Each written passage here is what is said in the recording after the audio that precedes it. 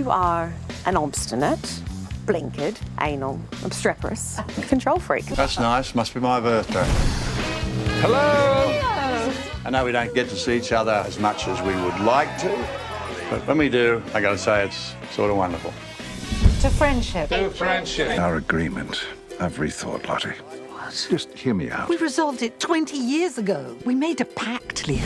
I'm not who I was. He's such an ungrateful bastard. Talk to me, Frank. I should never have sold the business. Ever since I've sold it, I've felt dead. At least you have other things. I never wanted kids. Now look at yours. You have bloody great kids, Frank.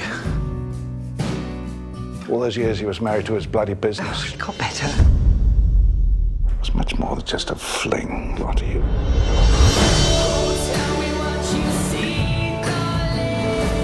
I sabotage every good thing, and you're the best thing. Sometimes you just appreciate what's in front of you. Promise me that the next 10 years are going to be our best.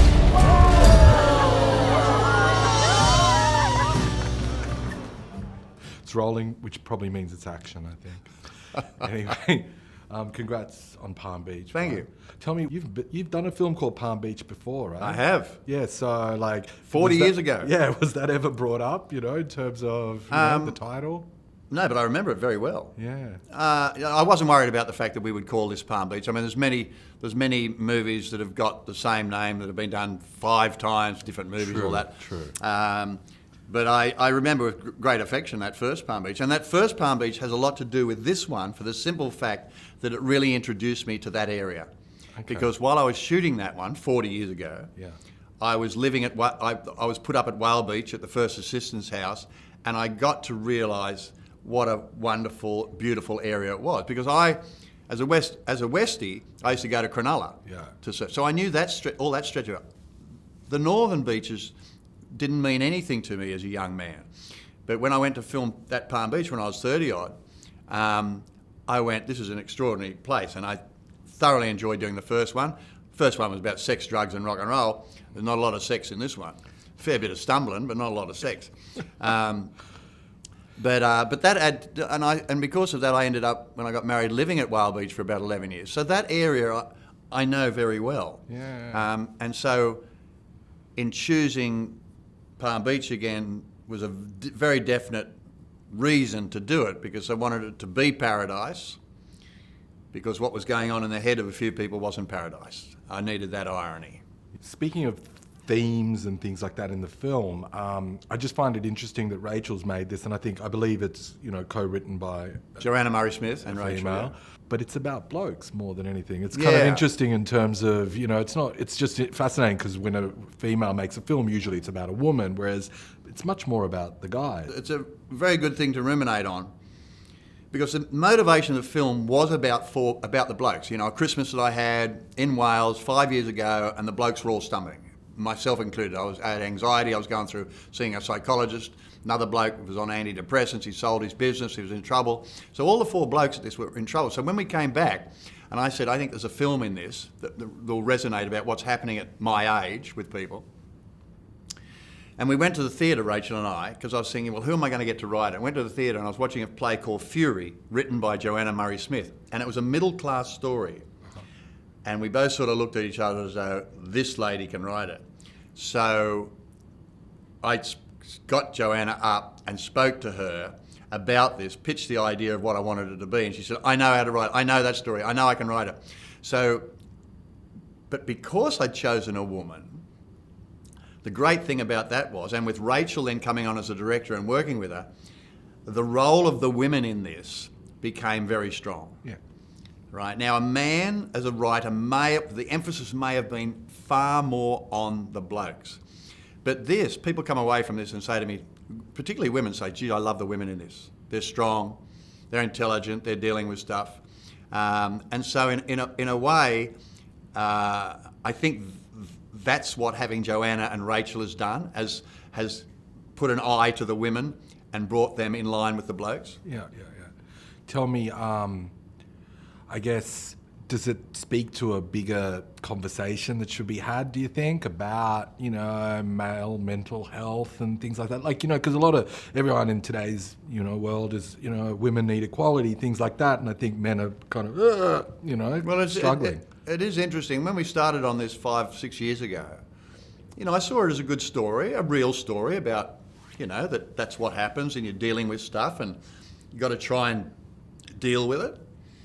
But as we've come through it, and particularly I'm finding now in this last couple of months, out there the conversation about men's mental health has become quite a big thing. So the movie is probably far more topical than I imagined it was going to be when we started 6 years ago. And I wonder, as well, in terms of, was that interesting for you? Because I imagine, some of your most famous roles were, blokey blokes, that don't really, necessarily show as much emotion and things like that. You don't think Pando was a softie? In Two Hands? You don't think Pando was sort of a sensitive sort of fella? He was very sensitive about who he killed, I'm telling you. So I guess, was that one of the appealing things to you about, Look, being vulnerable? I think a lot of the characters I've played, whether they be, I did a movie called Sweet Country a couple of years ago, a character called Fletcher, who was a cop, went after the Indigenous fella who was up for murder. They're fairly clear about life and how they're going to approach it. Even Pando, he knew you're loyal or you're not loyal. Boom. And different characters over the years. The Shirley was a man in the outback with his daughter, very clear. He had to have work or that kid wouldn't get fed. So they had clear goals in life, in a way. In this, we're talking about a bloke who had a clear goal in life, and now that's over. What's life now? What is life now? Who am I? What's my purpose?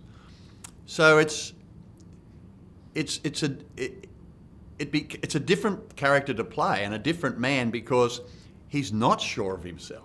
Yeah, after being sure all his life. Yeah, after some of those other characters are quite sure. And maybe they'll all end up being Frank. I imagine you live that kind of lifestyle that your character does in the film. Maybe not. I don't know. Which one? Well, having this, crazy house, with this craziest view. I guess it's another world, and I guess for me anyway, and I wonder, was it inspired, that world, by, I don't know, Well, I definitely had to have a fantastic house because I wanted it to be that Frank, could own something like that, could own paradise. And it still doesn't make him But happy. it doesn't deliver. Yeah. When it all comes down to us, the bloke that's in Woolies doing his checkout with him who's the same age, he and that bloke have more in common than some bloke running around in a Maserati that's 30. Yeah. And it's about our humanity, and that's sort of what it's saying. Speaking of humanity, it's a bit of a broad question, but I wonder if the characters in this film, whether you think, would they have voted recently for the Liberal Party or in the elections? I mean, it's a bit of a crazy question, but I do wonder, because there is that argument, isn't there, about, older people looking after themselves instead of being kind of, Yeah, I wasn't around when Frank voted, so I don't know what he voted. But yeah, it's just an interesting. Look, the thing about, thank Christ it happened 40 years ago or 50 years ago when the Gorton government said, let's put some money into an Australian film industry so that we can present stories about who we are and what we are and see each other in our strengths and our weaknesses. And that conversation about Frank and the other blokes there and the women at that house, you can have that conversation afterwards going, I wonder did I see them as a decent bloke or a not decent bloke or that moment there or I care for them or whatever? But they're us. Yeah. I mean, I could be Frank. Yeah. Frank's based on a couple of characters that I know who are really decent men but have been very successful. Yeah. And ultimately, as you said yourself, that's what cinema should be and storytelling. It's about reflecting ourselves on the screen, and that is definitely a sector. And we have a very, Australia is an aspirational country. That's the opportunity you get in these Western democracies. You get the opportunity to be free to pursue the things you want. You then have a democracy that also had better make sure that it's balanced in some way. But that's another question. But you know, all of these men, after they stopped being in the band Pacific Sideburns, went off on their own way. Well, one of them's broke now as a music, but another bloke's a journalist, and journalism these days is under a tremendous pressure as to you know, where it goes and whether it's a proper earning place now. So you know, they're real people. Yeah. You know, my bloke made a lot of dough. Simple as that. But it ain't helping him right at the moment. Yeah. Brilliant. Congratulations, Bryan. Thanks, Thank mate. you. Good on you.